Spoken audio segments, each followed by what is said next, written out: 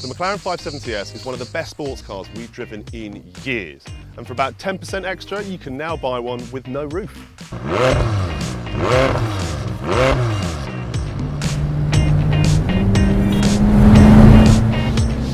This car is still ridiculously swift, so 0 to 62 takes 3.5 seconds, 0 to 124 takes 9.5 seconds. It's insane, and that's because the car's lightweight.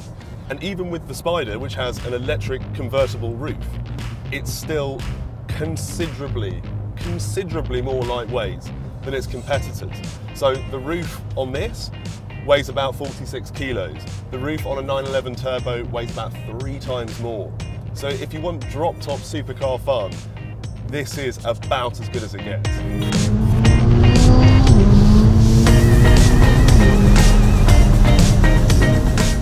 McLaren's product range is split into 3 categories. So you have your ultimate stuff, which is £1 million crazy hypercars. You have your Super Series, which is pretty bloody swift supercars, and they tend to start at about 230,000. Then you have the cut price bargain basement Sports Series, which is what we're in, and they tend to start at about 130 grand, and this is no different.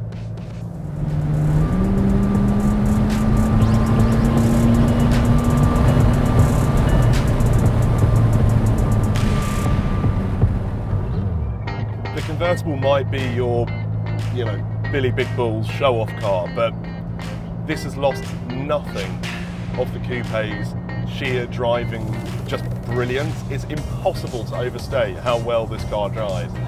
It's got a decent amount of power, but it's never overwhelming. But really what is absolutely incredible is the ride, the handling, all the dynamic stuff. It's the chassis work that McLaren has done on this car to make it just corner flat, but also soak up all the bumps that you experience in the day-to-day is staggering. It's such a good thing to drive. When car makers chop the roof off a car to build a convertible, they tend to be kind of rubbish. A bit heavier for all the gubbins and a bit sloppier and baggier, but this is still just as good as the coupe.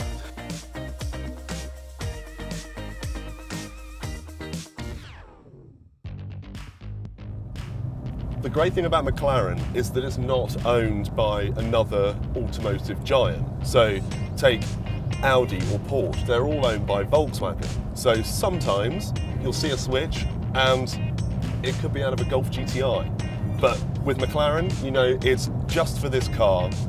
And also there's no fakery. So if it looks like carbon fibre, it probably is carbon fibre. And if it looks like Alcantara, it probably is Alcantara.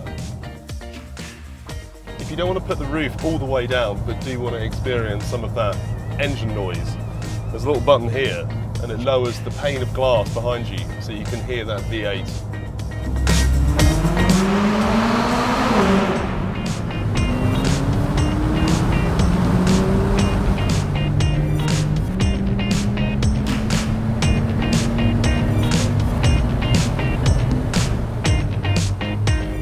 So my time with the car has come to a sad end, but it really is a truly amazing piece of kit. Drive it down the road, the dynamics are so well sorted that it just feels like you're running your hand down the tarmac. It's incredible.